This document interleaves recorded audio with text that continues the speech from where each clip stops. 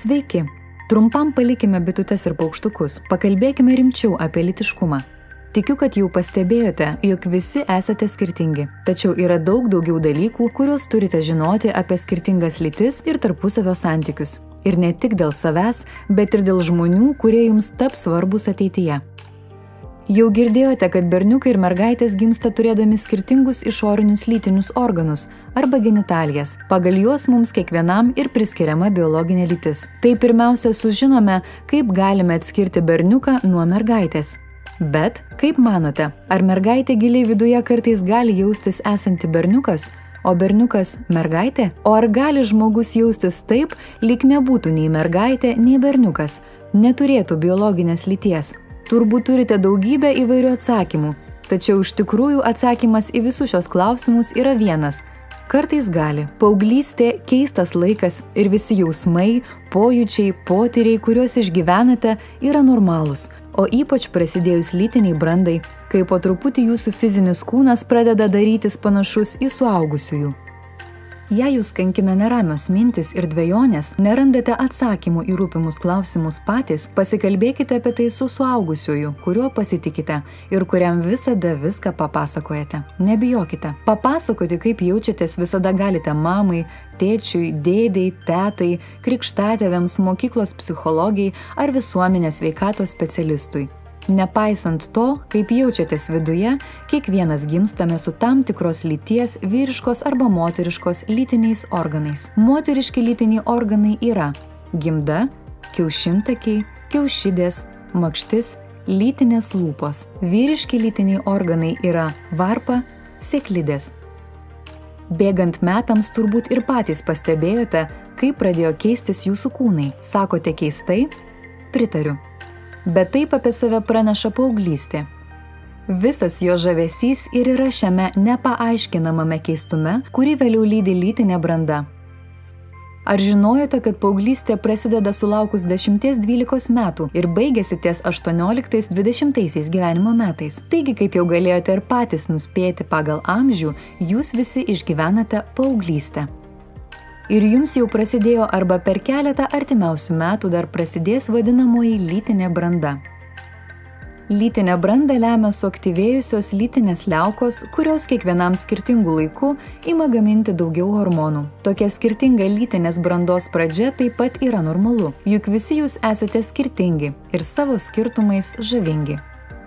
Lytinė branda sukelia fizinius kūno pokyčius. Mergaitėms pažastyse ir kaktos srityje pradeda augti plaukai, didėja suapvalėję krūtys, klubai ir prasideda mėnesinės. Dar vienas girdėtas, bet sunkiai suprantamas ir neaiškus terminas – mėnesinės arba dar jos vadinamos menstruacijomis, tai kelias dienas per mėnesį trunkantis kraujavimas iš gimdos, kurį patiria kiekviena sveika, vaisingo amžiaus nesilaukianti moteris. Menstruacijų metu iš gimdos pasišalina atsidalinęs vidinis gimdos gleivės sluoksnis, dėl ko ir prasideda kraujavimas. Berniukams taip pat ima augti plaukai. Ant veido, pažastyse, ant krūtinės, kaktos srityje pradeda lūžti ir keistis balsas ir aplanko šlapi sapnai. Tai yra naktį miegant nevalingai išsilieja sėkla. Sėkla arba sperma gamina sėklidės. Išduosiu paslaptį. Visa tai, kas vyksta su jūsų kūnais, kaip jie keičiasi lytinės brandos metu, yra normalu. Ir tai nutiko ar dar tik nutiks kiekvienam jūsų. Neišsigąskite, kai tai nutiks jums ir nesijuokite, jei tai nutiko draugui. Pavyzdžiui, jei berniuko balsas ėmė keisti sakinio viduryje, nereikia juoktis. Tai normalu. Jei mergaitai prasidėjo mėnesinės ir ji išsitepė kelnes ar sijoną, paskolinkite įklotą ar švarkelį, kuriuo ji galėtų prisidengti. Padėkite vieni kitiems, o jei kyla klausimų, pasikalbėkite apie tai su suaugusiuoju, kuriuo pasitikite. Prasidėjus lytiniai brandai, jūs pradedate labiau prakaituoti, tad reikia kur kas dažniau praustis, gal net keletą kartų per dieną. Kasdien keiskite apatinius drabužius. Jei nesirūpinsite savo švara, asmens higiena, jūs ne tik lydės labai nemalonus kvapas, bet ir atsiras daugiau spuogų ant veido, rankų, nugaros, sėdmenų. Visus šiuos pokyčius jūsų kūnuose sukelia hormonai, todėl kartais paauglystė, brandos laikotarpis, vadinamas hormonų audrų laikotarpiu. Smalsu kodėl? Keičiasi ne tik jūsų kūnas, bet ir nuotaika. Dažniau aplanko baimės dėl ateities, atsiranda nerimo jausmas dėl kai kurių dalykų nesupratimo ar galbūt savęs tokio, koks esi, nepriėmimo. Tačiau neišsigąsk, tai normalu. Paauglystės metu tai patiria kiekvienas žmogus. Normaliu laikomas ir noras visapusiškai pažinti, tyrinėti savo kūną. Ar žinojote, kad savo lytinių organų lietimas ir stimuliavimas vadinamas masturbacija? Truputį juokinga ir keista apie tai girdėti klasėje. Nurimkite.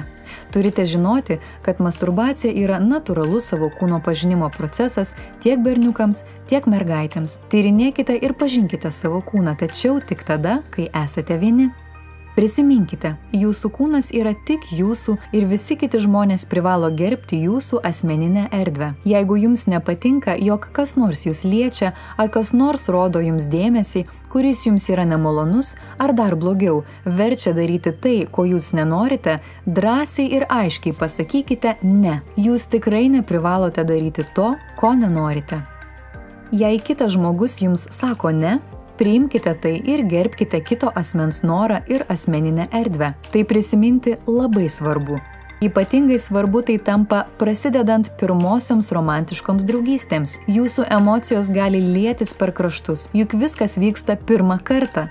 Vis dėlto tarpusavio pagarba ir kito išklausimas turi būti svarbus nuo pat pradžių. Klausykite, ką jums sako jūsų artimas draugas ar draugė ir drąsiai bei aiškiai kalbėkite patys. O jeigu romantinės draugystės jūsų gyvenime dar nevyksta, nereikia liūdėti. Viskas jūsų dar laukia ateityje.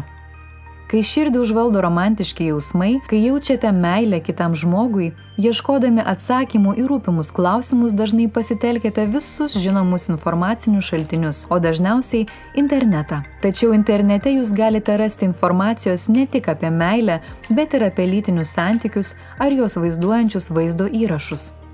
Tokie vaizdo įrašai dar vadinami pornografija. Tokie filmukai yra skirti tik suaugusiems. Tokiam turiniu jūs dar nesate emociškai pasiruošę, o jeigu jį žiūrėsite, sunkiai suprasite ir jums tik kils dar daugiau klausimų. Be to, tokiuose įrašuose vaizduojamos intymios scenos dar kitaip vadinamos seksu ar lytiniu aktu, toli gražu netitinka realybės, nes tai aktorių vaidyba, tai netikra. Daug geriau apie jūs dominančius ar neraminančius dalykus pasikalbėti su suaugusioju, kuriuo pasitikite ir kuris nebijo kalbėti šiomis temomis. Tai yra, kuris neišsisukinės, o jūs išklausys ir tiesiai atsakys į jūsų klausimus. Jei jau prakalbame apie lytinį aktą, seksą, paprastai ir aiškiai jums papasakosiu apie vyro ir moters lytinį aktą, kurio metu gali būti pradėta nauja gyvybė. Truputį nejauku kalbėti apie tai klasėje prie draugų, tai irgi normalu. Tačiau kalbėtis reikia. Jūs turite pažinti savo ir priešingos lyties žmonių kūnus be gėdos jausmo ir suprasti, kaip biologiškai prasideda gyvybė.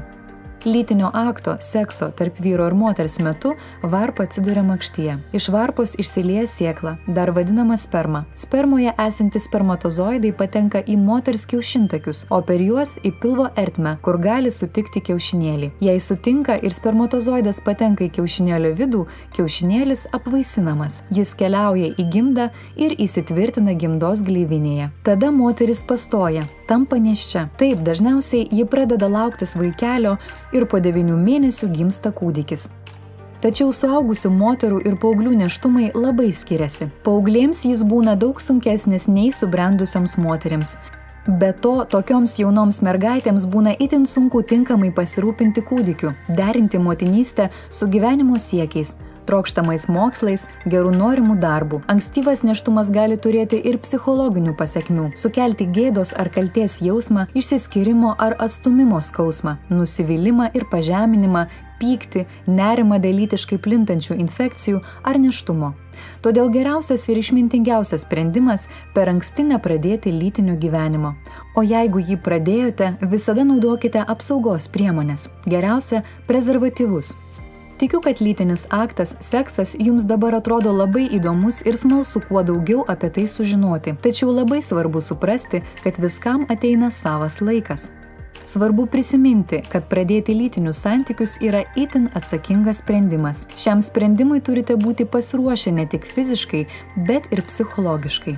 Turite būti pasiruošę prisiimti visišką atsakomybę už savo kūną. Tai reiškia saugotis nėštumo ir lytiškai plintančių infekcijų, kurios dažnai neturi jokių simptomų. Geriausiai nuo infekcijų ir nuo nėštumo apsaugo tinkamai naudojami prezervatyvai, kurių lengvai galima įsigyti parduotuvėje ar vaistinėje. Tačiau dar svarbiau yra artimai pažinti savo partnerį, atvirai kalbėti su juo ar ją apie tai, kas jums rūpi, bei ko jūs norėtumėte. Svarbu, kad jūsų bendravimas būtų malonus ir priimtinas jums abiem, be prievartos ar manipulacijų. Reikia nemažai laiko, kol subręsite tokiam bendravimui. Neskubėkite, jums juk tik neseniai prasidėjo lytinė branda. Natūralu, jog daug ką dar teks išmokti. Todėl nederėtų per anksti pradėti lytinio gyvenimo. Jūsų kūnas tam dar nesubrendęs. Atsisakykite ir žiūrėti pornografinius vaizdus. Tai ne tik nelegalu, bet ir gali sudaryti netikrą iškreiptą tarpusavio santykių vaizdą. Jums turbūt rūpi, kiek reikia laukti lytinio gyvenimo pradžios, tol, kol suprasite, jog tikrai to norite niekieno neverčiami ir suprantate, koks tai atsakingas veiksmas. Ir žinoma, nejaučiate gėdos parduotuvėse nusipirkti apsaugos priemonių. Visada, kai pradedate lytinį gyvenimą, yra rizika užsikrėsti lytiškai plintančiomis infekcijomis. Jums nereikia bijoti ir kartu su tėvais nuėjus pas gydytoją pasakyti, kad jau gyvenate lytinį gyvenimą. Baisu apie tai net pagalvoti? Vadinasi, kol kas jūsų draugystėje užtenka tik apsikabinimų, bučinių, pasipasakojimų vienas kitam, ką jaučiate, ėjimo į kiną, maisto gaminimo ar kitokio laiko leidimo kartu. Tad geriau palaukite ir pažinkite save, sužinokite savo ribas. Svarbu žinoti, kas jums patiems yra patogu, ko jūs norite ar nenorite, bei nebijoti laisvai tai pasakyti. Niekas negali versti jūsų daryti tai, ko jūs nenorite. Kilus klausimams pasikalbėkite apie tai su suaugusiuoju, kuriuo pasitikite. Taigi prisiminkite, jums jau prasidėjo ar greit prasidės lytinė branda ir kūnas keisis bei pradės labiau prakaituoti. Be to, bręstant padidėja emocionalumas. Dažniau jaučiatės sutrikę, sunku suprasti, ko norite, nes šėlsta hormonai. Visa tai normalu ir ilgainiui tai tikrai praeis. Nebijokite sakyti ne. Kitas žmogus turi gerbti jūsų norus, jūsų asmeninę erdvę ir jokių būdų negali versti jūsų daryti to, ko nenorite. Neverskite ir kito daryti to, ko ji ar jis nenori. Tai labai svarbu. Nežiūrėkite pornografinio turinio. Tai ne tik nelegalu, bet ir galite būti dar emociškai nepasiruošę tokiam turiniui. Tačiau atsiminkite, kad tyrinėti ir pažinti savo kūną masturbuotis yra normalu. Tik darykite tai tada, kai esate vieni, už uždarų durų. Lytinių santykių nederėtų pradėti bent iki tol, kol jausitės jaukiai viešai pirkdami apsaugos priemonės ir šalia tėvų kalbėdamiesi apie tai su gydytoju. Lytiniai santykiai nėra vienintelis būdas parodyti meilę vienas kitam. Yra daugybė kitų būdų, kaip parodyti rūpestį ir meilę partneriui, saugiai ir be sekso. Tad gal geriau ir užsiimti kitais dalykais. Jie kur kas smagesni ir atneš kur kas mažiau bėdų. Pažinkite ir puoselėkite save. Viskam kitam dar bus gausybė laiko. Parengtas Sveikatos mokymų ir ligų prevencijos centro užsakymu.